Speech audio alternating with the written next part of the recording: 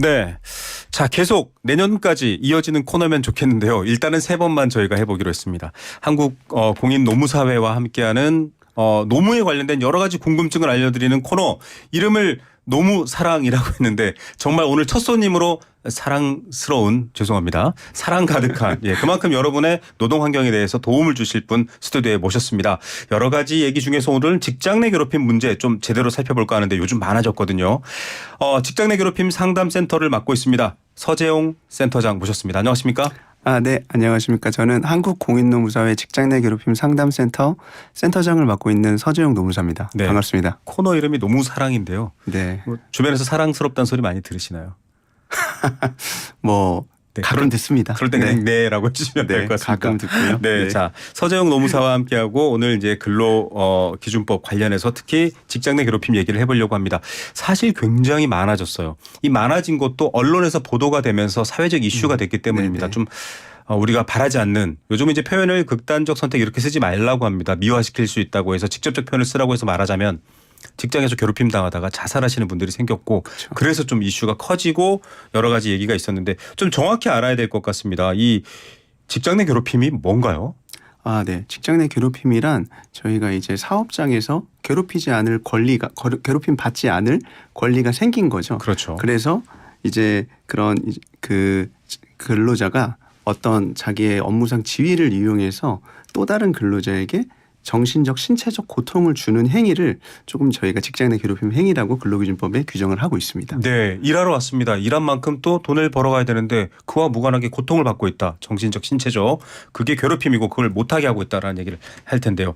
자, 근로기준법에 따라 직장 내 괴롭힘 금지 조치가 시행된 후 실제 괴롭힘 사례 신고가 많이 들어오잖아요. 이제 그렇죠. 흔치 않게 볼 수 있습니다. 어떤 건지 좀 궁금하고 이게 많은 영향을 미칠 것도 같고요. 네네.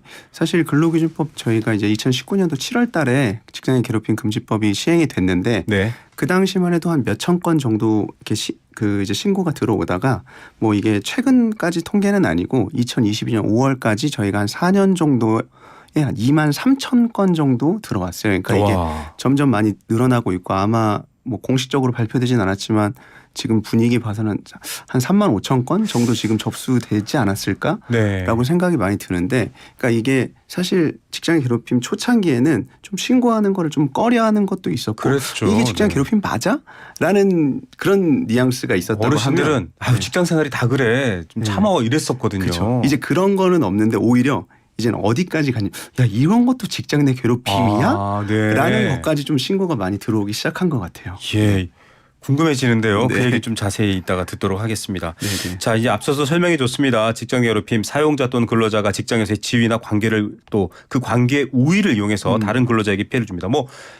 꼭 상급자가 하급자에게 아니라 하급자가 상급자를 괴롭힐 수도 있는 그런 경우도 문제입니다. 있죠. 네, 여러 가지가 있습니다. 특히 이제 상급자에서 하급자가 많죠, 훨씬 더 그런 얘기인데, 자 실제로 좀 기억에 남는 사례나 고충을 이제 좀 알려주셔야 될 것 같아요. 왜냐하면 지금 방송 들으신 분들도 네네. 유튜브로도 함께하실 수 있습니다. YTN 라디오 유튜브도 주변에 혹시 많은 분이 직장 생활하시면서 괴로워한다. 오늘 클립 복사하셔서 SNS 메신저로 보내십시오. 이거 잡보시라고 하면 이해할 수 있을 겁니다. 사례 좀 얘기해 주셔야 될 것 같아요. 네. 저는 오늘 이제 PD님께 오히려 제가 경험했던 사례들을 반대로 어떻게 생각하시는지 좀 한번 여쭤보고 싶어요. 저 만만치 않은데요. 많이 괜찮으시겠어요? 다뤄봤습니다. 네, 네네. 해보시죠. 그러면 일단 쉬운 것부터 한번 시작해 보겠습니다. 네, 알겠습니다. 경조사가 있는 거죠. 이제 네네. 직장 상사가. 그래서 예를 들어서 결혼식이라든지 네. 장례식장에서 예를 들어서 결혼식장에서는 너가 좀 축의금 좀 대신 받아. 그래서 총무 네, 봉투 돈 받아야 받아가지고 되는데. 해서 이렇게 올린다든지 아니면 상사의 부모님이 돌아가셨는데 네. 장례식장 가서 신발 정리를 한다든지 네. 음식 서빙을 한다든지 네네. 이런 거를 했어요. 네. 이거 어떻게 괴롭힘일까요? 아닐까요? 자, 청취자 여러분들도 샵 0945번 50원의 유료 문자 메시지입니다. 제가 지금 청취자분들께 구조 요청하는 겁니다. 네. 여러분들도 의견 주십시오. 결혼식이나 장례식 때 상사의 가족의 대소사 우한 우사이자 경사인데 이거를 가서 돕는다.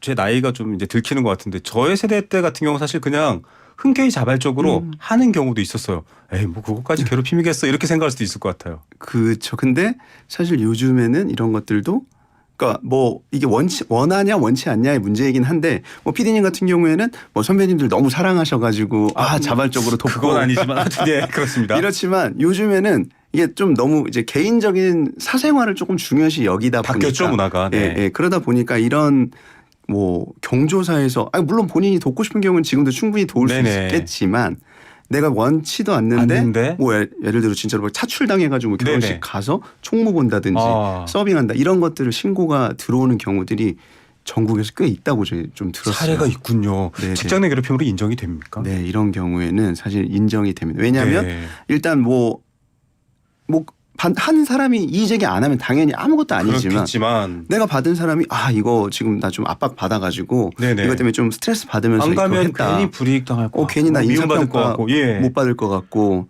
나 찍힐 것 같고 이러다 네네. 보니까 했다라고 신고해버리면 괴롭힘에 해당이 되는 거죠. 예. 사실 평판에도 굉장히 민감합니다. 사람은 내가 그 자리에 안 가. 저는 뭐 바쁜데요라고 해버리면 내 평판이 나빠지면 어떡하지라는 것조차도 그쵸. 사실은 압력이 됩니다. 이거 직장의 괴롭힘입니다. 이렇게 말씀하셔도 안 되고요. 뭐 비슷한 예로 네네. 뭐 노무사님이 회사 직장 후배인데 네네. 여자친구 있어? 혹은 여자분한테 남자친구 네네. 있어? 이거 안 되잖아요. 요즘은 자칫하면 성희롱으로도 그건 걸릴 수 있습니다. 그래서 맞아요. 똑같은 얘기입니다. 사적인 부분은 사적인 영역에만 둬야 된다. 이거군요. 그렇죠. 지금 PD님이 말씀하신 거랑 또 연계되는 사례들이 또 뭐가 있냐면 네. 저희가 지금 친했어요. 제가 오늘 뭐 PD님이랑 친해져가지고 PD님이랑 저랑 갑자기 이제 있다가 뭐 이런 뭐 결혼 얘기도 하고 출산 얘기도 네네. 하고 육아 얘기도 했어요. 저희가 이제 직장이라고 네네. 치면 그러다가 한 6개월 1년 있다가 저희가 싸웠어요. 네. 그래가지고 그때 가서 아니 우리 선배가 나한테 뭐 직장 뭐 너 결혼은 언제 할 거냐 뭐 남자친구는 있냐 네. 뭐 여자친구 있냐 이런 걸 가지고 나한테 물어봤을 때 그때는 친했는데 네. 지금은 이제 안 친하니까 그때 지제 와서 직장 내 괴롭힙니다. 그때 생각해봤더니 정말 왜 이렇게 사생활까지 꼬치꼬치 키워서 네. 불편하게 기분 만들어. 나빴다. 네. 네. 그러면 과연 그것이 직장인의 괴롭힘이냐 아니냐. 그쵸. 어떻게 근데 좀 생각하세요? 시점이 지났잖아요. 저는 네, 지금 네.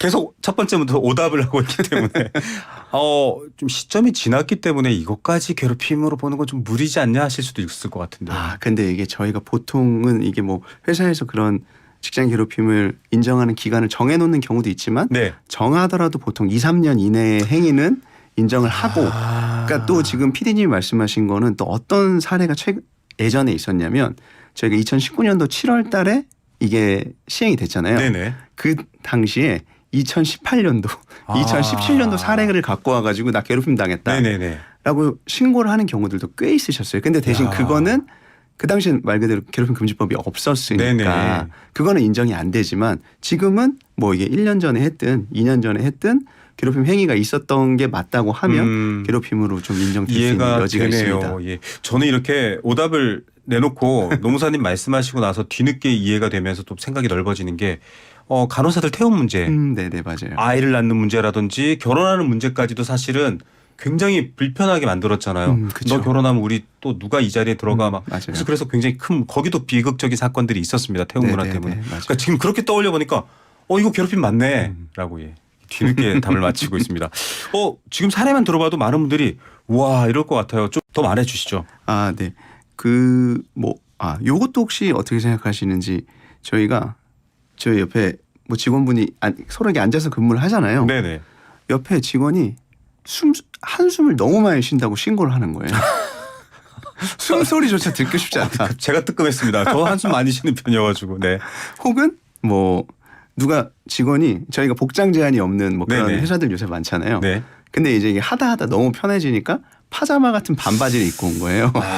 이걸 그럼 이게 상사 입장에서 한마디를 해야 되냐 말아야 되냐 네. 고민이 될 수밖에 없잖아요. 근데 이제 이게 저는 요새 직장의 괴롭힘의 어떤 한 양상이 혹시 피디님 오피스 빌런이라는 얘기 들어보셨어요? 뭐 많이들 얘기를 네네. 하죠. 빌런은 악당을 말합니다, 여러분. 네네. 네. 그 오피스 빌런 잡으려고 하다가 네. 괴롭힘으로 인정되는 경우들이 많은 거죠. 그러니까 괜히 나섰다가. 네네. 네. 그리고 이 답도 사실은 결국에는 뭐 인정이 된 사례도 있고 안 된 사례도 있기는 하지만 네네. 이런 것들이 그러니까 너무 비일비재. 뭐 사실 더 많은 사례는 연차휴가 관련된 분쟁들이 많죠. 네.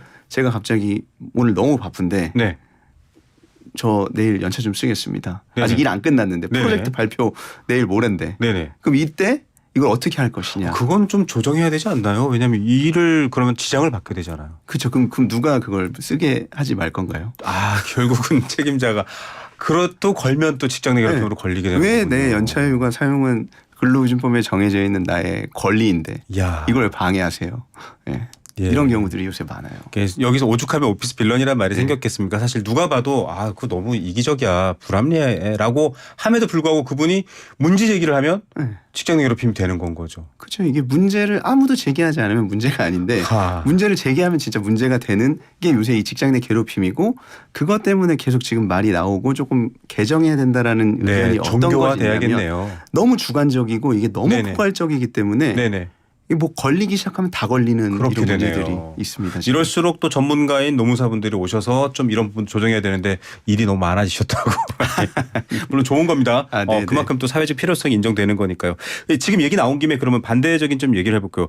이거 직장 내 괴롭힘 아닌데 네네. 악용하는 사람들이 있을 것 같아요. 그냥 네네. 상사에 대한 불만 혹은 동료에 대한 불만 때문에 그렇게 엮으면 뭐 다 직장 내 괴롭힘 되지 이런 식으로 해서 하는 경우에 대해서도 얘기가 되는 게 있습니까? 네네. 그러니까 사실 보통은 본인들이 얻고 싶은 게 있을 때 또 이런 허위 신고를 많이 하거든요. 네. 그러니까 얻고 싶다는 건 금전적인 것을 있을 수도 있고 비금전적인 것도 있을 수 있는데 금전적인 건 예를 들어 저희가 실업급여를 직장 내 괴롭힘으로 인해서 퇴사를 하면 네. 받을 수 있는 사유가 돼요. 자발적 퇴직이 자진 아니면 퇴사라도. 네. 아, 자진 퇴사라도요. 자진 퇴사라도 그 자진 퇴사의 사유가 직장 내 네네. 괴롭힘이었다라고 하면 이게 실업급여를 받을 수 있는 경우들이 있기 때문에 네네. 뭐 퇴사 시에 직장 괴롭힘 신고하는 경우들도 있고 야. 그리고 이게 조금 내가 이 업무 하기 싫고 다른 업무 가고 싶고 뭐 인사발령 좀 받고 싶은데 네네. 저희가 그 직장 괴롭힘 조치 중에 피해자가 좀 원하는 곳으로 뭐 인사발령을 낸다든지 이런 형태의 조금 조치들이 있을 수 있거든요. 네네. 그런 것들을 조금 이용하기 위해서 직장 내 괴롭힘이 없었음에도 불구하고 그러니까 예를 신고하는 거죠. 악용하는 거네요. 네네.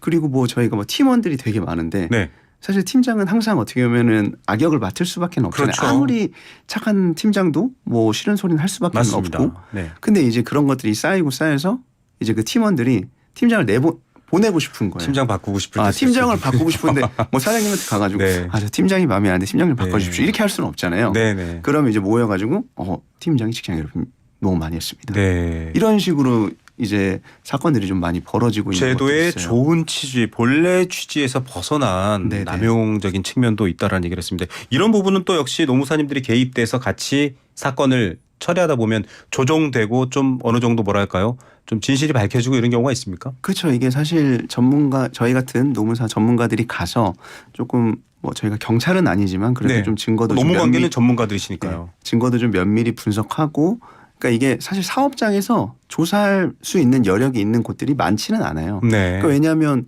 뭐 인사팀이 없는 곳들도 있고 뭐 맞아요. 인사팀이 있다고 하더라도 한두 명이 있는데 그 사람이 뭐 직장 괴롭힘 뭐 고충 듣고 뭐 조사하고 저희가 알고 있던 사람들한테 이거는 뭐 형사처럼 조사하고 이런 게 쉽지는 않단 말이죠. 그렇죠. 그런 것들에 있어서 저희 같은 노무사들이 네. 조금 이 사실관계를 좀 정확하게 파악을 해서 뭐 정확하게 조사를 하고 그 이후에 이제 이게 법리적인 검토를 거쳐서 이게 괴롭힘이냐 아니냐. 아. 그리고 뭐 괴롭힘이라고 하면 이 괴롭힘으로 인한 가해자를 뭐 어느 정도 수위의 징계를 처해야 되냐. 이런 것들까지 저희가 좀 많이 업무로 진행을 하고 있습니다. 예. 이 10대 초반의 어린 소녀들이 이 뭐랄까요? 봉제 공장에서 원지를 마시며 피를 토할 때 이제 전태일 여사가 이렇게 네네. 근로기준법을 들고 오죽 그런 법이 있는지도 모르는 시대였는데 그렇죠. 이제 지금 이렇게 노무사들이 활약하고 있습니다. 여러분 회사 내에서도 그렇고요. 이거 뭔가 내가 직장 내에서 뭔가 불이익인데 혹은 내가 이거 너무 억울한데 싶을 때는 노무사를 찾아서 이분에서 구체적인 도움을 받고 물론 사내에서 계약돼 있는 노무사가 있기도 하고 뭐 노동자회 또 계약돼 있는 노무사가 있기도 한데 결국 이렇게 노무사들이 나서서 이제 이런 사건들을 또 이런 여러 가지 문제들을 해결해 주는 게 가장 중요한 부분인 것 같은데 네네. 그 프로세스를 좀 더 구체적으로 알려주셔야 될 것 같아요. 네. 일단 간단하게 좀 프로세스를 말씀을 드리면 이게 뭐 근로기준법 직장 괴롭힘 금지 조항에 있는 내용들인데 네. 저희가 뭐 제가 신고할 수도 있고 그러니까 피해자가 신고할 수도 있고 제3자가 신고할 수도 있고 혹은 사용자가 인지를 할 수도 있고 뭐 여러 가지 경로로 직장 괴롭힘이 있다는 사실이 확인이 되면 이제 그때부터 사용자는 객관적인 조사 의무가 의무가 부여되는군요. 네네, 의무가 부여가 됩니다. 그래서 이제 그 과정에서도 좀 피해자를 대한 피해자 혹은 피해를 호소하는 피해 주장 근로자에 대해서 보호 조치를 좀 취하고 분리를 해야죠. 그래서 네. 보통은 그 시점에 피해 근로자분들은 유급 휴가를 많이 가는 편이고요. 네. 그리고 이제 그 가해자로 지목되신 분들은 대기 발령. 네. 예. 그러니까 이런 것들도 저희가 이제 계속 좀 지원 네. 이렇게 하셔야 된다고 지원을 하면서 조사를 하는데 이제 그 이후에 이제 당사자들과 참고인들 관련해서 모든 것들을 좀 조사를 하고 증거 네. 자료를 조금 취합을 한 이후에 직장 내 괴롭힘인지 아닌지를 결정을 하는 거죠. 예. 그래서 만약에 직장 괴롭힘이 아니라고 판명이 났다라고 하면 사실 이제 거의 뭐 거기서 끝은 사실은 아니지만 네. 일단 직장 괴롭힘 프로세스 상으로는 거기서 종료가 되는 거고 직장 내 괴롭힘이었다라고 하면 이제 아까 말씀드렸던 대로 이제 피해 근로자의 의견을 들어서 뭐 가해 근로자의 징계를 어떻게 할 건지 뭐 피해 근로자의 보호 조치는 어떻게 할 건지 그리고 최근에 또 한 가지 더 생긴 조항은 네. 이제 이것도 사업장에서 직접적으로 조사하시는 경우에는 이거를 조금 알고 계셔야 되는 네네. 게 비밀 유지 의무라는 비밀 게 유지 있어요. 의무. 이거 막 여기저기 말하고 다니면 안 되는 네, 거군요. 그러면 이제 그걸로 인해서 과태료가 나올 수 네. 있기 때문에 사실 저 같은 노무사들도 좀 조심해야죠. 맞습니다. 그렇다고 제가 아까 여기서 말한 거는 비밀 유지 의무랑은 네네, 관계가 없기 때문에 알겠습니다. 네네. 정확하게 사실관계를 따져서 법적인 위반 혹은 규정에 대한 위반이 확인될 때까지는 그걸 말하고 다니는 것 자체도 피해를 또 2차적으로 유발할 수 있기 때문에 그렇죠. 시간이 재밌어서 빨리 가네요. 재밌고 꼭 중요한 얘기여서 정말 빨리 가는데 뭐 소규모 사업장에서는 여러 가지 어려움이 있는 측면도 있는데 저희가 이거는 시간을 한번 네네네. 따로 여쭤보기로 한 번 하겠고요. 더 불러주시죠. 네. 마지막으로 이게 직장 괴롭힘을 좀 대응하거나 또 사업주들도 아까 말씀하신 것처럼 이게 순수하게 일어난 일 말고도 너무나 인생 다반사처럼 네네. 복잡하거든요. 효과적인 조치에 대해서 좀 노무사의 역할로서 설명을 해 주시죠. 아, 네.